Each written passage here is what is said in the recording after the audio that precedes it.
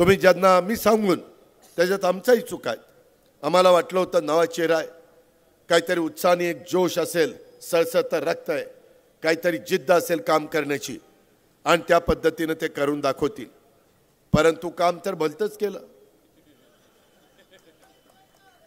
ज्यांनी आपल्याला जन्माला घातलं त्यांनी मागे पुढे बघितलं नाही.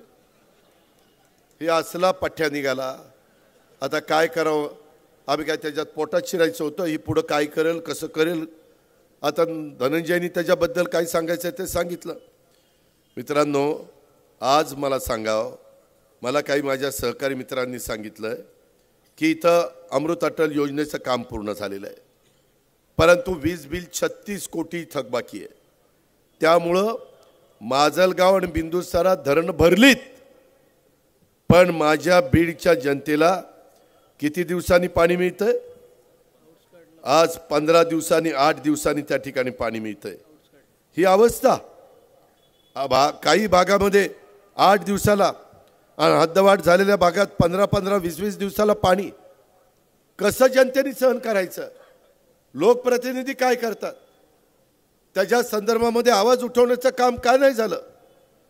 त्यामध्ये आंदोलन का नाही केलं गेलं? मी आपल्याला सगळ्यांना सांगतो. आणि धरणं भरलेली आहेत. धरणं जर मोकळी असती तर मी एक वेळ गप्पा बसलो असतो, पण लोकप्रतिनिधीच्या अंगामध्ये पाणी असल्याशिवाय तो जनतेला कसं पाणी देणार? त्याच्यामुळं तुम्हा लोकांची ही अवस्था झालेली आहे. आता आम्ही विचार करून खूप जण आमच्याकडं उमेदवारी मागत होते. त्याच्यामध्ये डॉक्टर, ते पती पत्नी दोघंही डॉक्टर आहेत. योगेशजींना उमेदवारी दिलेली. आम्ही सगळ्या समाजाच्या लोकांना आव्हान केलं. काही सहकाऱ्यांनी आजच प्रवेश केला आणि काही सहकाऱ्यांनी मला सांगितलं की ठीक आहे, तुम्ही धनंजय सांगतायत म्हणून आम्ही त्याच्यामध्ये ऐकतो, पण आमचे प्रश्न सुटले पाहिजेत. आम्हाला उद्याच्या नगरपालिकेच्या निवडणुकीमध्ये, उद्याच्याला जे काही जिल्हा परिषद तालुका पंचायतीच्या निवडणुकीमध्ये आम्हाला पुन्हा कोणाच्या पाठीमागं पळायला लावू नका. आम्हाला मान सन्मानाने ठेवा. आम्ही कुठं त्याच्यामध्ये वेगळ्या पदाला हपापलेलं नाही आहेत, पण प्रत्येकाला वाटतं गरीब असू द्या, श्रीमंत असू द्या, मध्यमवर्गीय असू द्या, त्याला रिस्पेक्ट दिला पाहिजे.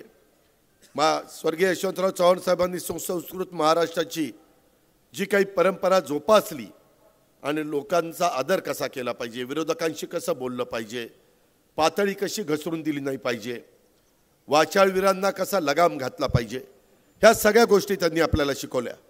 त्याला अलीकडच्या काळामध्ये काही जण त्या ठिकाणी ते ऐकत नाहीत, त्याच्यामध्ये त्या रस्त्याने ते जात नाहीत. त्यांना मस्ती आलेली आहे. त्यांना कळत नाही आपण कसं वागावं, कसं बोलावं, कारण आम्ही पब्लिक फिगर आहे. त्याच्यामुळे आम्ही लोकांना सतत जमिनीवर पाय ठेवून त्या ठिकाणी चाललं पाहिजे.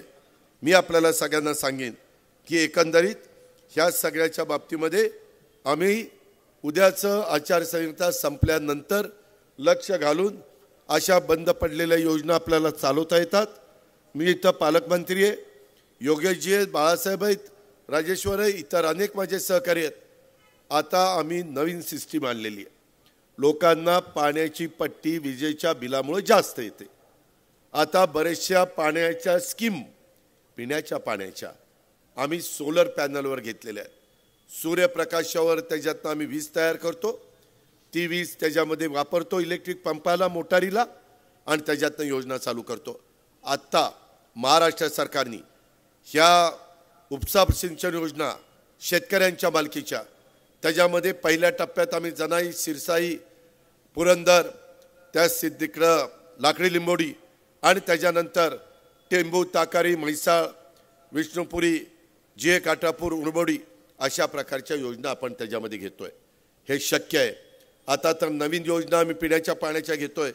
त्याच्यामध्ये साधारण 1 मेगावॉट वीज लागत असेल तर 4 एकर जमीन असली तर तुम्ही 1 मेगावॉट वीज तयार करता.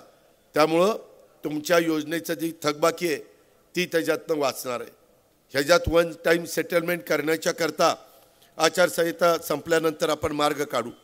पण धरणं भरली असताना लोकांना पाणी उशाशी आणि माणसं मात्र पाण्याला ताणलेली, हे काही चित्र काही भागामध्ये माझ्या बीड परिसरात पाहायला मिळतंय.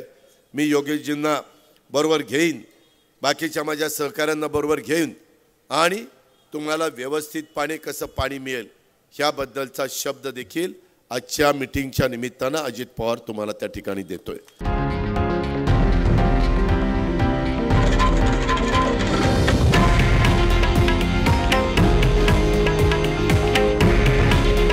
हे आहे देशातील नंबर 1 न्यूज नेटवर्क आणि आपण पाहत आहात TV9 मराठी. काळजी तुमची, हित महाराष्ट्राचं.